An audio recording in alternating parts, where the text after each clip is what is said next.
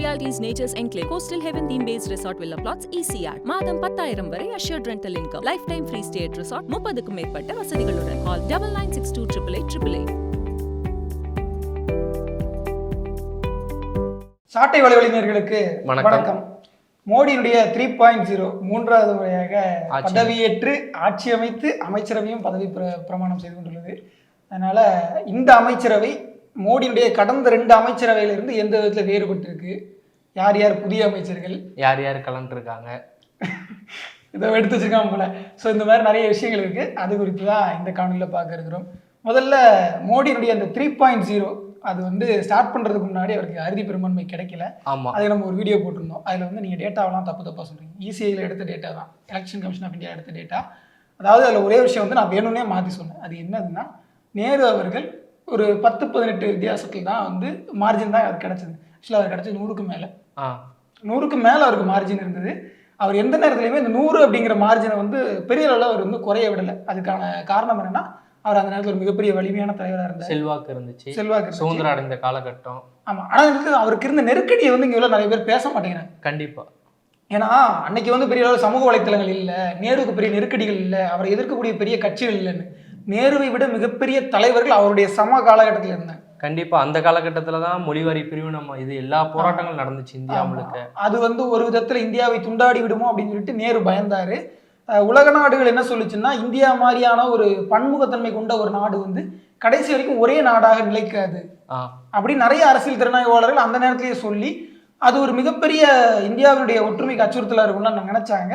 அதன் அடிப்படையில் நேரு மொழிவாரி மாகாணத்திற்கான ஒரு என்ன சொல்றது, ஒரு இசைவான ஒரு இது எடுக்க அவர் மறுத்தார். ஆனால் அதே நேரத்தில் இந்தியாவுடைய தேசிய இனங்களுக்கு அவர் கொடுத்த ஒரு உரிமை தான் இந்த மொழிவாரி மாநிலங்களை பிரிப்பு. அந்த இடத்துக்கு அவர் இறங்கி வந்துட்டார். அவரோட சமகாலத்தில் இந்திய விடுதலைக்காக போராடியவர்களே அவரை அந்த இடத்துக்கு கொண்டு வந்தாங்க. ஆமாம். அதையும் தாண்டி பார்த்தோம்னா, நேருனுடைய காலகட்டங்களில் காங்கிரஸ்ல இருந்து நிறைய தலைவர்கள் பிரிந்து நிறைய சின்ன சின்ன கட்சிகளாக ஆரம்பிச்சு இந்திய விடுதலை அப்படிங்கிற ஒரு கட்டத்துல இருந்து தன்னுடைய மாநிலத்துல மொழிவாரி விடுதலை அப்படிங்கிற மொழிவாரி இன உரிமைகள் அப்படின்னு சொல்லிட்டு நிறைய தலைவர்கள் நகர்ந்தாங்க அந்த கட்டத்தை நோக்கி. இன்னைக்கு எப்படி சமூக வலைத்தளங்கள் இருக்கோ அதே மாதிரி அன்னைக்கு செய்தித்தாள்கள் ஒரு மிகப்பெரிய ஊடகமாக இருந்தது. எல்லாருமே செய்தித்தாள் நடத்தினாங்க. கட்சிசார் ஊடகங்கள், ஒரு பொதுவான செய்தித்தாள்கள்னு சொல்லிட்டு நிறைய ஊடகங்கள் இருந்தது. அந்த காலகட்டம் தான் கருத்து படங்கள் இன்ட்ரோடியூஸ் ஆன காலகட்டம். ஆமா. ஸோ இப்படி நிறைய விஷயங்கள் நேருவினுடைய ஆட்சிக்கான அச்சுறுத்தல்களாகவும் நேருவுக்கு எதிரான அரசியலாகவும் இருக்கதான் இருந்தது. அதனால நேரு எந்த விதமான ஒரு பிரச்சனைகளையும் சந்திக்காத பிரதமர்னு சொல்றது பெரிய முட்டாள்தனம். ஆமா, முட்டாள்தனம், சத்தியமா முட்டாள்தனம் தான். அடுத்து மோடி நேருவை சமன் செய்து விட்டாருங்கிறதும் ஒரு உண்மைதான். 3 தடவை ஆட்சி அமைச்சிட்டாரு. அது ஒரு அறவைக்காட்டு போய் ஒரு ஹாஃப் பேக்டு லை. ஓகேவா? இருந்தாலும் ஆட்சி அதிகாரத்துல அவர் நேரு 1946 இந்தியா சுதந்திரம் அடைகிறதுக்கு முன்னாடி நேரு இந்தியாவுடைய தலைமையான ஒரு அமைச்சரவையில் இருந்தார். ஓகேவா? அதற்கு பிறகு இந்தியா சுதந்திரம் அடையுது. இந்தியா குடியரசு. ஆமா, இந்தியா குடியரசு ஆகுது. முதல் தேர்தல், 2வது தேர்தல், 3வது தேர்தல் இப்படின்னு சொல்லிட்டு பல விஷயங்களை, பல மாறுதல்களை நேரு சந்திச்சிருக்காரு. ஆனா இந்த இடத்துலயுமே நேரு வீழ்ச்சி அடையலைன்னா அவர் பக்கபலமா இருந்த தலைவர்கள் அப்ப அதிகம். அப்படிப்பட்டவர் காங்கிரஸ் அந்த காலகட்டத்துல விடுதலை அடைஞ்ச மோடி மாதிரி சர்வாதிகாரத்தனமா பேசல. நாங்க 400 ஜெயிப்போம் இந்த எப்போ சொன்னாருன்னு அப்படின்னா கேட்டாலும் கேட்டுருவாங்க. சொல்லணும்ல. இந்த கடந்த ஆண்டுல 2024 குடியரசுத் தலைவருடைய உரைக்கு நன்றி தெரிவிக்கக்கூடிய ஒரு பிரதமர் உரை எப்பவுமே வரும். அந்த பிரதமருடைய உரையில பிரதமர் மோடி என்ன சொல்றாருன்னா, நான் எதிர்கட்சிகளுடைய இதெல்லாம் நான் பெருசா பேச விரும்பல, அவங்களாம் என் கண்ணுக்கே தெரில அப்படின்ற லெவல்ல சொல்லிட்டு, அதுக்கப்புறமா நாங்கள் தேசிய ஜனநாயக கூட்டணி 400 இடங்களை வெற்றி பெறும், நாங்க 370 300 ஆச்சு, 200 ஆச்சு. ஆமா, இப்ப 240 ஆயிடுச்சு. ரியாலிட்டி அவ்வளவுதான். உண்மை என்னன்னா, வட இந்திய ஊடகங்கள் ரொம்ப இவங்களுக்கு ஆதரவான ஒரு கருத்து கட்டமைப்பு, ஆமா, ஒரு கருத்து கணிப்பை வெளியிட்டாங்க. ஒரு போலியான கருத்து கணிப்பை வெளியிட்டாங்க. எல்லா ஊடகங்களும் என்ன சொன்னுச்சுன்னா 370 அடிச்சிடும் பாஜக. அவர் இப்ப ரிசல்ட் வரும்போது கூட ஒருத்தர் கதறி அழுதாரு, என்னுடைய கருத்து கணிப்பு தவறாயிருச்சு அப்படின்னு. மூணமுறை ஒரு கதை எழுது. அது எதுக்குன்னா, நான் உண்மையான ஒரு கருத்து கணிப்பை வெளியிட்டேன், எல்லாரும் என்ன மோடியினுடைய ஆதரவாளர் அப்படி இப்படின்னு சொல்லி என்னுடைய கருத்து கணிப்பை சந்தேகப்படுறாங்க அப்படின்னு சொல்லிட்டு அவர் அழுதாரு. அவர் அன்னைக்கு அழுதது ஒரு புனிதமான கண்ணீர்லாம் பார்த்துருப்பாங்க நிறைய. இன்னைக்கு எப்படின்னு இங்கேயும் ஒருத்தர் அண்ணாமலை அவர்கள் தோத்து போயிட்டா என் நிறுவனத்தையே நான் கலைச்சிருவேன் அப்படின்னு சொன்னாரு. நிறுவனத்தையே கலைச்சிருவேன்னு சொன்னாரு. ஆமா, 1 லட்சம் ஓட்டு காணாம போயிருச்சுலாம் ஜெயிச்சிருப்பாரு. 1 லட்சம் ஓட்டு காணாம ஓட்டு போட்டுட்டே ஓட்டு காணாம போயிடுச்சு. இல்ல இது என்ன கொடுமைன்னா, அவர் கோயம்புத்தூர்ல வந்து கிட்டத்தட்ட 20 நாளுக்கு மேல நின்னு வேலை பார்த்தாரு. ம். அப்படி நின்னு வேலை பார்த்தவர் 20 நாளா 1 லட்சம் ஓட்டு காணாம போயிடுச்சுன்னு கண்டுபிடிக்கல. எலெக்ஷன் முடிஞ்சு எலெக்ஷன் நடந்துகிட்டு இருக்கும்போது கண்டுபிடிச்சிட்டாரு 1 லட்சம் ஓட்ட 1 லட்சம் ஓட்டு காணாம போயிடுச்சுன்னு. அப்பதான் உட்காந்து ஓட்டர் லிஸ்ட் வெரிஃபை பண்றாரு. இப்பதான் புரியுது, தேமுதிக காரங்களுக்கு உள்ள தேமுதிக காரங்களுக்கு தெரிஞ்ச அரசியல் கூட அண்ணாமலைக்கு தெரியல. தேமுதிக காரங்க கூட நான் பாத்துருக்கேன், தேமுதிக காரங்க கூட இந்த ஓட்டர்ஸ் லிஸ்ட்லாம் எடுத்து வெரிஃபை பண்ணி வீடு வீடுக்கு போய் இத்தனை ஓட்டு இருக்காங்க கன்ஃபார்ம் பண்ணுவாங்க. அந்த வேலையை கூட அண்ணாமலையுடைய பாஜக காரங்க தெரியல அப்படின்னு நல்லா தெரியும். தேர்தலா இருக்கும். இதுக்கு தான் அனுபவம் வேணுங்கிறது. சரி, இப்ப என்னன்னா நம்ம மேட்ருக்குள்ள வந்து அமைச்சரவைக்குள்ள வருவோம். என்னப்பா அண்ணாமலை மத்திய அமைச்சர் ஆயிட்டாரா? மத்திய அமைச்சர் இப்ப ஆக்குனாங்கன்னா பல பேர் தயாரா இருக்கிறாங்க. எதுக்காக? பிரியாணி போடுறதுக்கு. சரி, பிரியாணி தானே, அது கொண்டாட்டத்துக்கு போட தான் செய்வாங்க. இல்ல, மத்திய அமைச்சர் ஆனோடனே பிரியாணி போட்டு சாப்பிட்றதுக்கு பல பேர் தயாரா சொன்னேன். ஏன்னா நிறைய பேர் கமலாலய வெறிச்சோடி போயிடுச்சு அப்படின்னாங்க. ஆனா வெறிச்சோடி போயிடுச்சு நியூஸ் போட்டா அதே நேரத்தில் கமலாலயத்துல வட பாயசத்தோட சாப்பாடு போட்டாங்க. என்னன்னா மாட்டுக்கறியோட சாப்பாடு போட்டுருந்தா டி.கே. இளங்கோவன் போயிருப்பாரு. ஏன்னா அவர் திமுக ஏற்கனவே கேட்டாரு, மாட்டுக்கறியோட எங்களுக்கு சாப்பாடு போடுங்க, நாங்க விருந்துக்கு வரோம் அப்படின்லாம். ஸோ அந்த மாதிரிலாம் நடக்கல. சரி, இப்ப என்ன அண்ணாமலை வந்து மத்திய அமைச்சர் ஆகல. ஆனா தமிழ்நாட்டுல இருந்து 3 பேர் மத்திய அமைச்சர் ஆயிருக்காங்க. யாரு சொல்லு? அதாவது 3 பேர் யாரு? அவன் தெளிவா தான் சொல்றான். தமிழ்நாட்டுல இருந்துங்கிறான், தமிழர்கள்னு எதுவுமே சொல்லல. தமிழ்நாட்டுல இருந்து 3 பேர் மத்திய அமைச்சரா இருக்காங்க. ஏற்கனவே இருந்த நிர்மலா சீதாராமன் அம்மா அவர்கள். இதுவே தப்பு. 3 பேர் தப்பு. தமிழ்நாட்டுல இருந்து இல்ல, அவங்களுக்கு ஓட்டர்ஸ் லிஸ்ட் கர்நாடகால இருக்கு. சரி, இருந்தாலும் அதை கூட நான் விட்டுறேன். தமிழர்கள் தானே சேனல், எல்லா சேனல்ஸுமே வந்து ப்ரொமோட் பண்றாங்க. சரிப்பா, அவங்க ஒசூர்ல 3 லாங்குவேஜ்ல பேசினாங்க. அவங்க எந்த லாங்குவேஜ்ங்கிறத மக்கள் முடிவு பண்ணிக்கிட்டாங்க, அதை விட்டுருவோமே. அப்புறம் அவங்க கன்னடிகா, அவங்க ஹஸ்பண்ட் தெலுங்கு. நம்ம அதெல்லாம் கூட விட்டோம்னா கூட எலெக்ஷன்ல நிக்கிறதுக்கு அந்த அம்மா என்ன சொன்னுச்சு? காசு இல்லைன்னு சொன்னுச்சு. எனக்கு எலெக்ஷன்ல நிக்கிறதுக்கு காசு இல்லைன்னாங்க. அதாவது வேற ஒன்றும் கிடையாது. நிர்மலா சீதாராமன் அவர்களை வந்து பாராட்டி நிறைய பேர் பேசினாங்க. எப்போ தெரியுமா? அந்த அம்மா ராணுவ அமைச்சரா இருக்கும்போது ஒரு 1.5 வருஷம் இருந்தாங்க நினைக்கிறேன். அந்த நேரத்துல இந்தியாவில் பிரதமராக அல்லாத ஒரு பெண், இந்திரா காந்தி பிரதமராக இருக்கும்போது ராணுவ அமைச்சராக இருந்தாங்க. பிரதமராக இல்லாத ஒரு இரும்பு பெண், இல்லாத ஒரு பெண் ராணுவ அமைச்சர் ஆயிட்டாங்க அப்படின்னு சொல்லி நிறைய பேர் பாராட்டினாங்க. அப்படிப்பட்டவங்க நிதியமைச்சராக இருக்கும்போது என்ன பேசினாங்க? அது வெங்காயம் நான் சாப்பிட்றது இல்லை, வெள்ளைப்பூடு சாப்பிட்றது இல்லை அப்படின்னு. அதனால அதை பத்தி எனக்கு கவலை இல்லை. விளையாட்டுறத பத்தி நல்ல வேலை மனுஷங்களும் அதாவது இந்த மண்ணுக்கு கீழே விளையிறதெல்லாம் சாப்பிட்றது இல்லைன்னு சொல்லுவாங்க. இந்த மனுஷங்களையும் மண்ணுக்கு கீழே தான் புதைப்பாங்க. அவங்கள பத்தி எங்களுக்கு கவலை இல்லைன்னு சொல்லாம விட்டாங்க பத்தியா. சரி, அவங்க திரும்ப வந்து பதவி ஏற்றிருக்காங்க. அமைச்சர் என்னென்ன துறை இன்னும் ஒதுக்கப்படலை அப்படின்னு போர்ட்ஃபோலியோ எதுவுமே கரெக்டா தெரியல. அதுக்கப்புறம் முன்னாள் வெளியுறவுத்துறை அமைச்சர் ஜெய்சங்கர் அவர்கள், அப்புறம் மோடி அவர்களுக்கு வந்து இணையமைச்சர் எல் முருகன் அவர்கள். மோடி அவர்கள் வந்து முதலமைச்சராக இருக்கும்போது அவருக்கு வரவேற்பு கொடுத்த ஒரே காரணத்துக்காக ஜெய்சங்கருக்கு வந்து வெளியுறவுத்துறை அமைச்சர். இந்த தடவை இன்னும் அது உறுதிப்படுத்தப்படல. அடுத்து எல் முருகன் அவர்கள் நீலகிரியில் நின்றவங்க. நீலகிரியில அண்ணன் ஆ ராசாவிடம் தோற்று போன ஒருத்தர் அமைச்சர் ஆயிட்டார்ல. அதான் சொல்ல வரேன். என்னன்னா அவருக்கு முதலே தெரியும் நீலகிரியில தோத்தாலும் தோத்துருவோம், முதலே மாநிலங்களவை உறுப்பினர் ஆகிடுவோம் அப்படின்னு சொல்லிட்டு. அதனால முதல்ல வந்து பண்ணிட்டாரு. அது மட்டும் இல்ல, நம்ம சபாநாயகர் தனபால் அவர்களுடைய பையன் லோகேஷ் தமிழ்ச்செல்வனுக்கும் மத்திய அமைச்சர் எல் முருகன் அவருக்கும் வித்தியாசம் எவ்வளவு தெரியுமா? ஓட்டு வித்தியாசம் அதிகபட்சம் 20,000 ஓட்டு வித்தியாசம் தான். லோகேஷ் தமிழ்ச்செல்வன் விட்டா வந்து நம்ம எல் முருகனை பீட் பண்ணியிருப்பாரு. ஸோ 3வது இடத்துக்கு 2வது இடத்துக்கு கூட வித்தியாசம் இல்லைன்ற லெவலில் தான் வந்து எல் முருகன் வந்து. ஆனால் எல் முருகன் வந்து இப்போ இணையமைச்சராக தான் ஆக்கப்பட்டிருக்காரு. அது தாராபுரத்தில் திமுகவில் தான் எப்போவுமே தலித்துகளுக்கு தனித்தொகுதி மட்டுமே கொடுப்பாங்க அப்படின்னு சொல்லுவாங்க. பாஜக அவருக்கும் தனித்தொகுதி தான் கொடுத்தாங்க. தாராபுரத்தை தோத்துட்டாரு. சரி, இருந்தாலும் மத்திய இணையமைச்சர் ஆகியிருக்காங்க. ஒரு விதத்தில் பாராட்டலாம். ஆனாலும் கூட ஒரு எஸ்சியாக இருக்கிறவர், ஒரு அருந்ததி சமூகத்தில் இருக்கிறவர் மத்திய இணையமைச்சராகிட்டாரு, நம்மளால சந்தோஷப்பட முடியல. ஏன்னா கடந்த நாடாளுமன்ற அமர்வில் தமிழ்நாட்டுக்கு வெள்ள நிதி கொடுங்க அப்படின்னு சொல்லிட்டு டிஆர் பாலு கேட்குறாரு. டிஆர் பாலு கேட்டதுக்கு பேசிக்கிட்டு இருக்கும் போதே நடுவில் புகுந்து பேசுறாரு எல் முருகன். பேசும்போது என்ன சொல்லணும்? தமிழ்நாட்டுக்கு நிதி கொடுங்க, அதற்கு நானும் ஆதரவு தெரிவிக்கிறேன் அப்படின்னு. ஆனால் நாங்கள் நிதி கொடுத்துட்டோன்னு சொல்லிட்டு இவர் வந்து குழப்பி பேசுறாரு எல் முருகன். அதற்கு வந்து எதிர்ப்பு தெரிவித்து நம்ம டிஆர் பாலு என்ன சொல்றாருன்னா, யுவர் அன்ஃபிட், நீ அரசியலுக்கு தகுதி இல்லாதவன் 4-5 தடவை சொல்லிட்டாரு. உடனே சாதியின் பின்னாடி போய் ஒளிகிறாரு. சாதியின் பின்னாடி போய் ஒளிஞ்சிட்டு எங்களுடைய எஸ்சி மினிஸ்டரை, எங்களுடைய தலித் மினிஸ்டரை நீங்க வந்து தப்பா சொல்லிட்டீங்க அப்படின்னு சொல்லிட்டு பிரகலாத் ஜோஷியும் அர்ஜுன் ராம் மெக்வாலும் உடனே சண்டைக்கு வராங்க. ஸோ இவ்வளவு கேவலமான வேலையை பார்த்தவர் நாட்டுக்கு ஒரு நலன்னு பேசுற இடத்துல ஒரு தவறான ஒரு விஷயத்த பேசிட்டு தன் சாதியின் பின்னாடி போய் ஒளிந்த எல் முருகன் மத்திய இணையமைச்சராக இருக்கிறார். சிறப்பு. அடுத்து இப்போ 4-5 முன்னாள் முதல்வர்கள் வந்து மத்திய அமைச்சர். ஆமா, கர்நாடகா மத்திய அமைச்சர்களாகி இருக்கிறாங்க. கர்நாடகா சேர்ந்த குமாரசாமி அவர்கள். ஆமா, அதாவது ஒரு 30-35 எம்எல்ஏக்களை வைத்து சிறுபான்மை ஆட்சி அமைத்த, அதாவது அவர் முதலமைச்சராக இருக்கும்போது அவரோட எல்லாருக்குமே எம்எல்ஏ சீட்டுகள் அதிகம். ஆனா அவர் 35 கிட்டத்தட்ட எம்எல்ஏ வச்சிருந்தாரு. ஆனா அவர் சிஎம் ஆனார், கொஞ்ச நாளைக்கு சிஎம் இருந்தாரு. இப்ப மத்திய அமைச்சர் ஆயிட்டாரு. வருங்காலத்துல பாத்துக்கலாம். இல்ல, அதாவது சொல்றது காரணம்னா கர்நாடகாவில் 3 கட்சி, பாஜக, காங்கிரஸ், மதசார்பற்ற ஜனதாதளம். இந்த 3 கட்சிக்குமே ஒரு பெருமை என்னன்னா 3 கட்சியிலுமே பிரதமர் இருக்காங்க. தேவகவுடா இருக்காரு மதசார்பற்ற ஜனதாதளத்துல. ஸோ அந்த மதசார்பற்ற ஜனதாதளத்துல இருக்கக்கூடிய முன்னாள் முதல்வர் இவரு குமாரசாமி ஆயிட்டாருன்னு இவன் பிரதமருக்குலாம் கணக்கு போடுறான். நியாயமாடா அதெல்லாம்? நமக்கு தான் வாய்ப்பு இல்லை, பக்கத்து மாநிலமா அது. சரி, ரைட். அண்டை மாநில பாசத்துல. ஓகே, அணையை கட்டிடுவான்னு நினைக்கிறேன். அணையை கட்டுறது தானே அமைச்சர் ஆகியிருக்காங்க. ரைட், புரிஞ்சா சரிதான். அவங்க எல்லாம் ஒற்றுமையா இருக்காங்க, நம்ம இங்க. ஓகே, பிரஜ்வல் ரேவண்ணா தோத்துட்டாரு. அந்த பிரச்சனை மட்டும் வராமல் இருந்திருந்தா பிரஜ்வல் ரேவண்ணா நேரம் ஜெயிச்சிருப்பாரு. ஆமா, ஆகியிருக்க வாய்ப்பு இருக்கு. என்னன்னா இதுல ஒரு முக்கியமான விஷயம், நிறைய பேர் வந்து தோத்துருக்காங்க. ஆமா, நிறைய பேர் தோத்துருக்காங்க.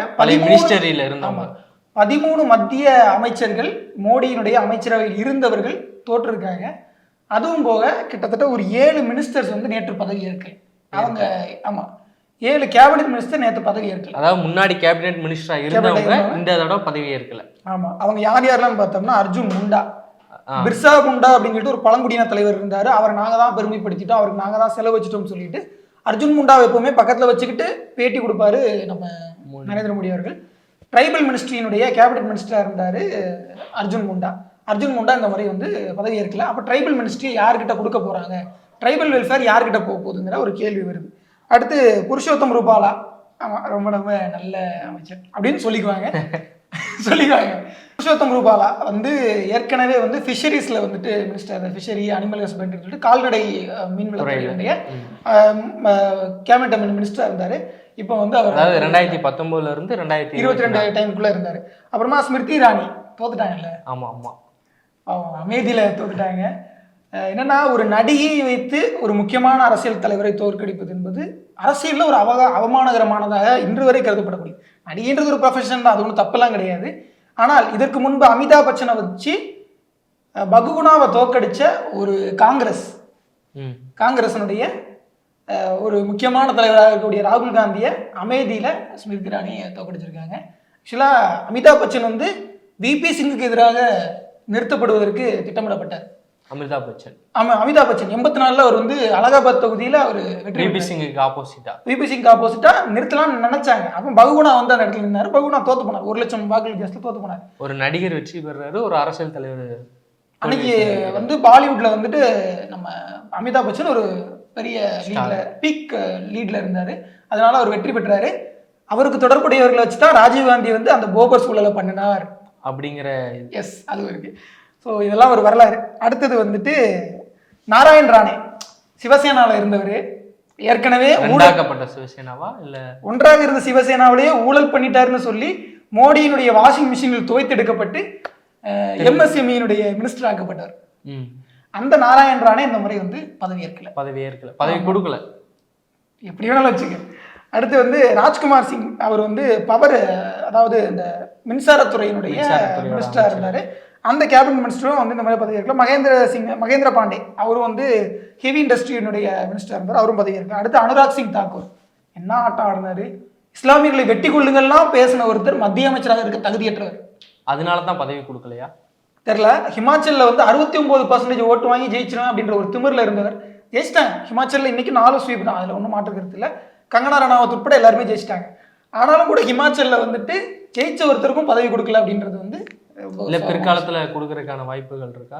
இஸ்லாமியர்களை எதிர்த்து பேசாம இருங்க. உங்களுடைய இஸ்லாமிய வெறுப்பு தான் 240 கொண்டு போய் விட்டுருக்கு. மோடி வந்து உச்சகட்ட முஸ்லீம் வெறுப்பை பேசினா பன்ஸ்வாரால தோத்துட்டாங்க, 14% ஓட்டு வித்தியாசம். ஆனா மோடியே வந்து அவர் ரொம்ப நாளா நின்று ஜெயிச்ச தொகுதியிலே ஒரு 5 கட்டமா வந்து பின்னடைவுல தான் இருந்தாரு. முதல் 5 ரவுண்டு ஓட்டு என்னும்போது பின்னடைவுல தான் இருந்தாரு. அது அவருக்கு கொடுத்த பாடம். இனிமேல ஒழுங்கா வந்து மினிஸ்ட்ரியையும் ஆட்சியை நடத்துங்க அப்படிங்கிறது அவருக்கு வைக்கப்படக்கூடிய ஒரு குட்டு. அவருக்கு மண்டையில் கொட்டிடுவாங்க அப்படின்னு தான் சொல்லணும். அதையும் தாண்டி மோடி வந்து வெறும் கோயில் கட்டுனா அயோத்தி மக்கள் ஏமாந்துருவாங்கன்னு அப்படியே ஒரு நினைப்பு தெரிஞ்சது. ஏன்னா இந்த பிரச்சாரத்துல வந்து அமித்ஷா சொல்றாரு, நாங்கள் சீதைக்கு கோயில் கட்டுவோம் அப்படின்னு. அடுத்து நேபாளத்துல போயா இல்ல நேபாளத்துல தான் இது வரைக்கும் உடைச்ச பர்னிச்சர்லாம் பத்தாதா அப்படின்ற மாதிரி இருக்கு. நேபாளத்துல தான் சீதை பிறந்ததா வந்து நம்பப்படுது. ஆமா, அவங்க தமிழ்நாட்டுல பிறந்ததாக நம்பப்படுது. ராவணனுடைய மகள்னு சொல்றாங்க. இப்படி எல்லாம் பல கதைகள் இருக்கு. இருக்கட்டும், நான் என்ன சொல்றேன்னா, இனியும் அயோத்தி மக்கள் முட்டாள்களாக இருக்க மாட்டாங்க. ஏன்னா இந்த ராமர் கோயிலுடைய திறப்பு நடக்கும்போது ஒருவேளை அங்க இருக்கிற நான்வெஜ் கடையெல்லாம் மூடப்பட்டதோட ரிசல்ட் அது. KFC வெஜிடேரியனா மாறினதுல நான் அப்பதான் பார்த்தேன். என்னால நம்பவே முடியல. வேற ஒண்ணும் இல்ல, அயோத்தியில இந்த ராமர் கோயில் திறப்பு நடக்கும்போது அங்க இருக்கக்கூடிய நிறைய கர்ப்பிணி பெண்கள் சிசேரியன் பண்ணி குழந்தை வெளியிடுங்க அப்படின்னு ராமர் கோயில் திறக்கிற நேரத்துல என் குழந்தை அந்த நேரத்துல பிறக்கணும்னு சொல்லி. இது எவ்வளவு கொடூரமான வேலை. இது Times of India news cover பண்ணுது. டைம்ஸ் ஆஃப் இந்தியா வந்து பாஜக ஆதரவான ஊடகம்னு சொல்லப்பட்ட ஊடகம், அதுவே கவர் பண்ணி விடுச்சு. இன்னொரு பக்கம் என்னன்னா, இந்த ராம் ரஹீம் அப்படின்னு சொல்லிட்டு ஒரு இஸ்லாமிய பெண் தன்னுடைய குழந்தைக்கு பேர் வைக்கிறாங்க, ராம் ரஹீம். காந்தியவாதி காந்தி சொன்னாரு ராம் ரஹீம் அப்படின்னு சொல்லிட்டு அந்த பாடல்கள்லாம் பாடினாரு. இன்னைக்கு காந்தியினுடைய ராமராஜ்யம்லாம் கிடையாது, அது வேற இடத்துல போயிடுச்சு. ஸோ இப்போ அப்படிப்பட்ட ஃபைசாபாத் தொகுதி வந்து ஒரு தலித்தை தேர்ந்தெடுத்திருக்கிறது இன்னும் சிறப்புக்குரிய விஷயம். ஸோ கிட்டத்தட்ட அது மாறி இருக்கு. Modi wave is going to decline அப்படின்ற இடத்துக்கு போயிடுச்சு. ஸோ இவ்வளவு 7 கேபினட் மினிஸ்டர்ஸ் வந்து இந்த முறை வந்து மத்திய அமைச்சரவையிலிருந்து கலட்டி விடப்பட்டிருக்காங்க அப்படிங்கிறது ஒரு முக்கியமான விஷயம். புதுசா வந்து 72 அமைச்சர்கள் வந்து பதவி ஏற்றிருக்காங்க. கடந்த முறை இந்த 74 அமைச்சர்கள் நினைக்கிறேன். 74 அமைச்சர்கள்ல கிட்டத்தட்ட 42 விழுக்காடு அமைச்சர்கள் மேல கிரிமினல் வழக்குகள் இருந்தது. இப்ப இருக்கிற அமைச்சரவையில அது இனிமேலதான் அனலைஸ் பண்ணணும், பண்ணிட்டு கண்டிப்பா சொல்லுவோம். ஏற்கனவே இருந்துச்சு, இவங்களுக்கு மேலேயும் கிரிமினல் வழக்கு இல்லைன்னு சொல்ல முடியாது. என்னன்னா இந்த முறை வந்து கூட்டணி அமைச்சரவை அப்படின்னு வந்து அதனால கொஞ்சம் ஆமா, அதுல வந்துட்டு தெலுங்கு தேசம் பார்ட்டியுடைய ராம் மோகன் நாயுடுவா அவர் வந்துட்டு அமைச்சராக இருக்கார், இளம் மத்திய அமைச்சர் கேபினெட்ல இருக்காரா. ஆமா, ஸோ இப்படி நிறைய பேர் இருக்காங்க. உன்னுடைய மனம் கவர்ந்தவர்னு யாராவது இருக்காங்களா அவங்க கேபினெட்லயா? மொத்தமா வந்து மனம் கவர்ந்தாங்கன்னா நிர்மலா சீதாராமன் அம்மா அவர்கள் தான். மனசாட்சி இல்லாம சொல்றான் பாருங்க. ஏங்க நானும் பூண்டு சாப்பிட மாட்டேங்க, வெங்காயம் சாப்பிட மாட்டேங்க, மண்ணுக்கு கீழே விளையிறது எதுவுமே சாப்பிட, மண்ணுக்கு மேல வர்ற கோழி ஆடு மாடு மட்டும் தான் சாப்பிடுவேன். சரி, ஓகே. இப்போ என்னன்னா அடுத்து நம்ம கேபினெட் லிஸ்ட்டை படிப்போம். முதலாவது வந்து நம்ம ராஜ்நாத் சிங் அவர்கள் இருக்காரு. ஓகே, முன்னாள் ராணுவத்துறை அமைச்சர். இந்த மாதிரி என்ன தொடர்பு. அடுத்து உள்துறை அமைச்சர், முன்னாள் உள்துறை அமைச்சர் அமித்ஷா ஜி. முன்னாள் ரொம்ப தெளிவா சொல்றான் பாருங்க. சரி, அதுக்கப்புறம் நிதின் ஜெய்ராம் கட்கரி. ஓகே, அதாவது வந்து நிதின் கட்கரி வந்து மோடியால் ரொம்ப வந்து ஒதுக்கப்படுறாரு. அவர் மத்திய அரசியல்ல வந்து மோடிக்கு அச்சுறுத்தலாக இருக்கக்கூடிய நபர்னு சொல்லப்பட்ட நபர்கள் ஒருவர். அதனால அவர் வந்து யோசிக்கிறாங்க போல, ஒரு வேலை பிடினாலும் பிடிங்கிருவாங்க. கேபினெட்ல இருந்தா இப்ப பதவி ஏற்றிருக்காரு, கேபினெட்ல இருப்பாரு, பட் முக்கியமான போர்ட்ஃபோலியோ கொடுக்க மாட்டாங்க அப்படின்னு நான் நினைக்கிறேன். அடுத்து நம்மளுடைய ஜேபி நட்டா அவர்கள். நம்மளுடைய ஜேபி நட்டா பாஜக சேர்ந்துட்டான்னு நினைக்கிறேன். அது அப்புறமா யோசிப்போம். இப்போ என்னன்னா, அவர்கிட்ட இருந்து பிஜேபியோட தலைமை பொறுப்பை பிடிக்கிட்டு இந்தாப்பா கேபினெட் வச்சுக்கோ அப்படின்னு சொல்லி கொடுத்துட்டாங்களா? அதான் நான் சொல்லுவேன். என்னன்னா, அவர் வந்து மாநில உறுப்பினர் ஆக்கப்பட்ட போதே அவர் மத்திய அமைச்சரவையில் சேர்த்துக் கொள்ளப்படுவார் அப்படின்னாங்க. மோடி அமைச்சரவை அமைச்சா அப்ப பாத்துக்கலாம், அப்போ மோடி வரட்டுங்க, அதுக்கப்புறம் பாத்துக்கலாம் அப்படின்ற மாதிரி இருந்துச்சு. இப்போ வந்து ஜேபி நட்டா கொடுத்துட்டாங்க. ஏன்னா கடந்த முறை அமித்ஷா வந்து 2019 வந்துட்டு அமித்ஷா வந்து மாநில உறுப்பினர் ஆனாரு. அந்த நேரத்தில் வந்து அவர் வந்து பாஜகவுடைய தலைவராகவும் இருந்தார். பாஜகவுடைய தலைவராக இருந்த நேரம் வந்து அவருக்கு கொடுக்கப்பட்டது. அப்படிங்கிறப்போ உள்துறை அமைச்சர் ஆனார் 2019. அப்போ தலைவரை மாற்றுவாங்கன்னாங்க. ஒரு 6 மாசத்துல ஜேபி நட்டாவையும் தலைவர் ஆக்கிட்டாங்க. இப்போ இந்த முறை நட்டாவுக்கு பிறகு அப்படிங்கிறப்போ சிவராஜ் சிங் சவுகானை வந்து கொண்டு வரலாம், அவருக்கும் கேபினெட்ல பொறுப்பு கொடுத்துருக்காங்க. ஆமா, அப்போ இன்னும் கொஞ்சம் டவுட் ஆகுது. அப்போ சிவராஜ் சிங் சவுகான் வந்து ஏற்கனவே மோடிக்கு அச்சுறுத்தலாக இருந்து இன்னொரு நபர், நிதின் கட்கரி மாதிரியே ஒரு நபர். அப்பனா சுத்தி அச்சுறுத்தலா இருக்கவங்கலாம் கூட வச்சுட்டு எங்க பேராதப்பா இங்கே உட்காரு அப்படின்னு சொல்ற மாதிரி. சிக்கல் என்னன்னா, இந்த முறை வந்து அவர் உத்தரப்பிரதேசல வந்து 33 லெவலுக்கு போயிட்டாங்க. 60ல இருந்து 33 லெவலுக்கு போனோம்னா சிவராஜ் சிங் சவுகானுடைய மத்திய பிரதேசம் மற்ற மாநிலங்களோட வந்து உத்தரப்பிரதேசம் வந்து பெரிய ஒரு சவுக்கடியா வந்து பிஜேபி கொடுத்துருக்கு. பக்கத்து மாநிலமான மத்திய பிரதேசத்துல 29 ஜெயிச்சிட்டாங்க. அப்போ சிவராஜ் சிங் சவுகான் தன்னுடைய செல்வாக்கை நிலைநிறுத்திட்டாரு மத்திய பிரதேசத்துல. ஆமா, அப்படின்னு சொல்லிட்டு ஒரு இடமா இருக்கு. அப்போ ஓகே அப்படிங்கிறப்போ இனியும் அவரை வந்து பாஜகவுடைய தலைவராக்குனா அது சிக்கலாகும். கட்சியில அவர் நிறைய பேர்களை திரட்ட ஆரம்பிச்சுவாரு. நமக்கு எதிராக திரும்பிடுவாங்க. அடுத்த தேர்தலில் நான் பிரதமர் வேட்பாளர். ஆனா இதுல ஒரு கூற்று என்ன இருக்குன்னா, RSS சொல்றதான் பிஜேபி செய்யும் அப்படிங்கும் போது தனக்கான ஒரு இதை வந்து இவங்க RSS சொல்லாமே இவங்க இந்த வேலையெல்லாம் செய்வாங்க. RSS வந்து மோடி வந்து மீறுகிறார் அப்படின்ற ஒரு குற்றச்சாட்டு வலுவாக இருக்கு. ஆமா, முதல்ல இருந்து அந்த குற்றச்சாட்டு வந்து 2வது முறையா அவர் பிரதமராகிற போதே அதனால வந்துட்டு மோடி வந்து அந்த அசுர வலிமையை வந்து எடுத்துக்கொள்வதை வந்து RSS விரும்பலை அப்படின்னு சொல்லிட்டு சிவராஜ் சிங் சவுகானை கொண்டு வர ட்ரை பண்றாங்க. ஸோ சிவராஜ் சிங் சவுகானை மட்டுப்படுத்தும் விதத்தில் அவருக்கு மத்திய அமைச்சர் பதவி கொடுக்கப்பட்டிருக்கு. ஒருத்தருக்கு பதவி கொடுத்தும் அவரை மட்டுப்படுத்தலாம்ங்கிற வேலை வந்து அரசியல் நீண்ட காலமா இருக்கு. ஆனா அதை மோடி கையில் எடுத்திருக்கிறாருங்கிறப்ப ஆச்சரியமா இருக்கு. அடுத்து வந்து நிர்மலா சீதாராமன். No comments. அடுத்து ஜெய்சங்கர் அவர்கள். சுப்பிரமணியம் ஜெய்சங்கர், தமிழ்நாட்டை சேர்ந்தவர். அதான் சுப்பிரமணியம் ஜெய்சங்கர். கும்பகோணத்துக்காரரு. இருந்தாலும் கூட அவர் வந்து டெபுட்டி, அதாவது சாரி வெளியுறவுத்துறையில செயலாளராக முதல்ல இருந்தார். பல உலக நாடுகளுக்கு இந்தியாவுடைய தூதராகலாம் இருந்தார். தூதராக இருந்தவர் இன்னைக்கு வந்து ஒரு 5 ஆண்டுகள் ஏற்கனவே வெளியுறவுத்துறை அமைச்சராக இருந்துட்டாரு. ஒருங்கா தேர்தலில் போட்டிட்டு தன்னுடைய அந்த மக்கள் செல்வாக்கை நிரூபித்து அவர் வந்து 2 பேருமே வந்து நிரூபிக்க முடியல மக்கள் செல்வாக்கு. ஆமா, 3 பேரும் நிரூபிக்க முடியல, எல்முருகன். ஸோ அப்படி 3 பேருமே நிரூபிக்க முடியல. ஏற்கனவே அருண் ஜேட்லி அப்படிதான் நிதியமைச்சர் ஆனாரு. ஸோ அந்த மாதிரியான மோசமான நபர்கள்லாம் இருக்கத்தான் செய்கிறாங்க. அடுத்து வந்து மனோகர் லால் கட்டார், ஹரியானாவினுடைய முன்னாள் முதலமைச்சர். இப்போதான் ஜனவரி மாதம் தான் ரிசைன் பண்ணார். அதுக்கு பிறகு இந்த நயாப் சிங் சைனி அப்படின்றவர் வந்தார். ஸோ என்னன்னா அவர் முதலமைச்சராக இருந்தாரா? ஆமாம், முதலமைச்சர் கிட்டத்தட்ட 10 வருஷம் இருந்தார். ஹரியானாவுடைய முதலமைச்சராக 2014 மாநிலத்தோட முதலமைச்சர் பதவியை ரிசைன் பண்ணிட்டு நான் வந்து கேபினெட் போறேன்னு கிளம்பி வந்துட்டாங்க. எனக்கு தெரிஞ்சு மார்ச் மாதம் தான் நினைக்கிறேன். மார்ச் மாதம் தான் அவருடைய பதவியை ராஜினாமா பண்ணிட்டு எலெக்ஷன் நின்று ஜெயிச்சு வந்துட்டாரு. ஆமாம், காரணம் என்னன்னா மனோகர்லால் கட்டாருங்கிறவர் வந்துட்டு ரொம்ப வலிமையான தலைவராக அறியப்பட்டார். 10 ஆண்டுகள் ஹரியானாவோட வலிமையான தலைவராக அறியப்பட்டார். அதனால அவருக்கு மத்திய அமைச்சர் பதவி கொடுக்கணுன்றதுல ஒரு நியாயம் இருக்கு. அனதர் திங், ரொம்ப முக்கியமான விஷயம், அவருக்கு தமிழ் தெரியும். ஹரியானாவுடைய 2வது மொழியாக தமிழ் இருந்தது. அதற்கு என்ன காரணம் இன்னைக்கு அவங்களுக்கு தெரியல. இப்ப இருக்குதா ஹரியானாவோட 2வது மொழியா? இப்ப இல்ல, மனோகர்லால் கட்டார் இருந்தப்போ அவர் தமிழ்ல பேட்டி கொடுத்தார். அடுத்து வந்து நம்ம பக்கத்து மாநிலம் முதலமைச்சர் குமாரசாமி அவர்கள். அவரு குமாரசாமி ஓகேதான். மேகதாது அணையை கட்டுறது வந்து இல்லாம இருந்தா நல்லது, மற்றபடி சொல்றது கொண்டு. அடுத்து பியூஷ் கோயல் வந்து ஓகே. அடுத்து போதுங்கிற மாதிரி இருக்கு. போதும், அவ்வளவுதான், ரொம்ப அனுபவிச்சிட்டாரு, போதும். அடுத்து வந்து தர்மேந்திர பிரதான், பெட்ரோலியத்துறை அமைச்சர், முன்னாள் பெட்ரோலியத்துறை அமைச்சர். என்ன பண்ணாருன்னா 10 வருடங்களுக்கு பெட்ரோல் விலையை வந்து ஜிஎஸ்டிக்குள்ளேயே கொண்டு வர முடியாதுன்னு பேசினவர். 10 வருஷத்துக்கு உங்களுக்கு 100-200 தான் பெட்ரோல் ரேட் அப்படிங்கிறதா நிலைமை. அடுத்து இன்னும் 10 வருஷத்துக்கா? ஆமா, அவர் தானே அது நாடாளுமன்றத்தில் சொன்னார், நானா சொல்றேன்.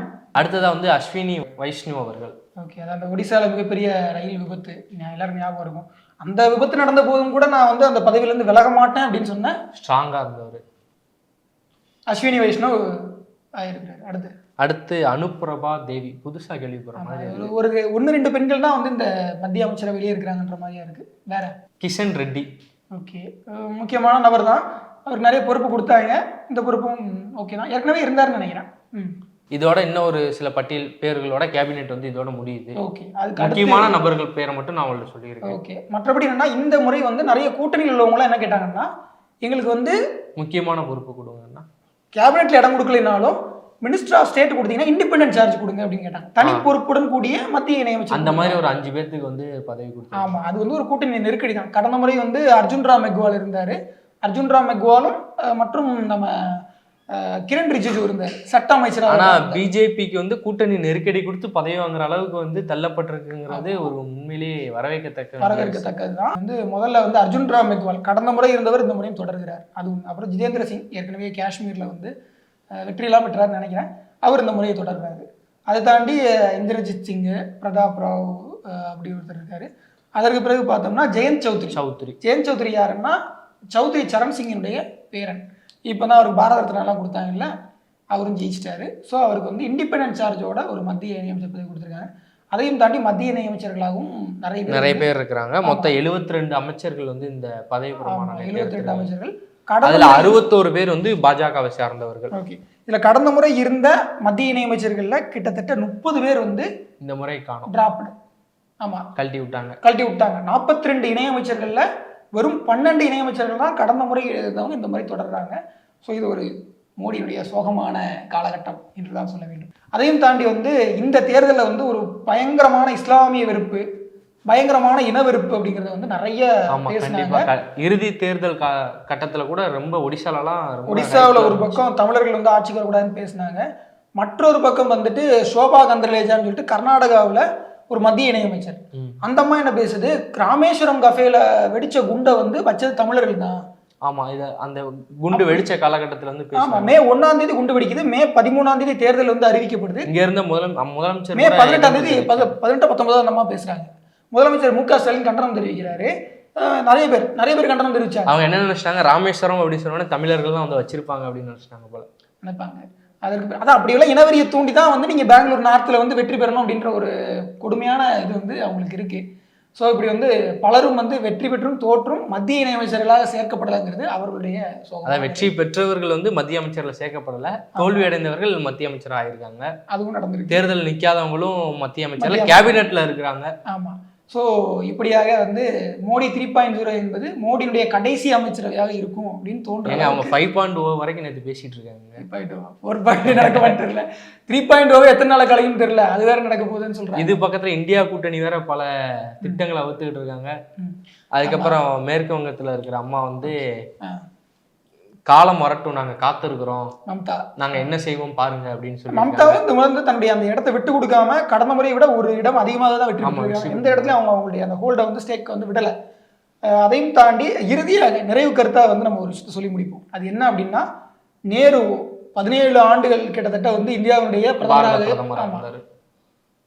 பாரத பிரதமருங்க பிரதமராக இருந்த நேருவோ மற்றபடி இருந்த தலைவர்கள் ராஜீவ் காந்தி, இந்திரா காந்தி உட்பட இவங்க யாருமே நல்ல பிரதமர்னு தோணுமான்னு கேட்டா கண்டிப்பா தோணாது. வெறும் ஒரே ஒரு ஆண்டு பிரதமராக இருந்த விபி சிங், ஒரு ஆண்டு கூட ஒரு நிறைவு செய்யல, ஒரு ஆண்டு கூட நிறைவு செய்யாத விபி சிங் இந்தியாவில் ஒடுக்கப்பட்ட மக்களுக்கு பல ஆண்டு கிடப்பில் கிடந்த பிற்படுத்தப்பட்ட மக்களுக்கான இடஒதுக்கீடுகளை உறுதி செய்யும் விதத்தில் மண்டல் கமிஷன் வந்து ஒரு 20 ஆண்டுகள் வந்து கிடப்பில் கிடந்ததை இவர் தான் செயல்படுத்தினார். அதாவது கலேல்கர் கமிஷன் வந்து 53 போடப்பட்டுச்சு, கிட்டத்தட்ட 20 ஆண்டுகள் நிலுவையில் இருந்தது. அதற்கு பிறகு மொரார்ஜி தேசாய் வந்து மண்டல் கமிஷனை கொண்டு வராரு, அதுவும் நிறைவேற்றப்படலை. விபி சிங் வந்து அதை நிறைவேற்றாரு. ஆமா, கிட்டத்தட்ட இவ்வளவு போராட்டங்களுக்கு பிறகு பிற்படுத்தப்பட்ட மக்களுக்கான இடஒதுக்கீடை கொண்டு வந்த விபி சிங் தான் இந்தியாவுடைய சிறந்த பிரதமர். அப்பனா நீங்க இறுதியா சொல்ல வரது மோடி வந்து நேருவை சமன் செய்து விட்டார் என்பது பெருமை இல்லை, அதான் சொல்ல வரேன். ஸோ அந்த விதத்துல விபி சிங்குக்கு இணையாக இன்று வரை யாரும் போட்டி போட முடியல, மோடி அதுக்கு போட்டி போட முடியாது இல்ல, அந்த இடத்துல தான் இருக்காங்க. இவங்க நேருவை தானே டார்கெட் பண்ணிட்டு இருக்காங்க. அதான் விபி சிங் யாராலையுமே போட்டி போட்டு வெல்ல முடியாதுன்ற இடத்துல அவர் இருக்கிறாரு. மற்றபடி Modi 3.0 is going to decline அப்படின்னு மட்டும் சொல்லி நிறைவு செய்யலாம். எங்களோடு இணைந்து இருக்கும் சாட்டை நேயர்களுக்கு நன்றி. சாட்டை எடுத்து நாட்டை திருத்து, இளம் தலைமுறை தானே நீ வழி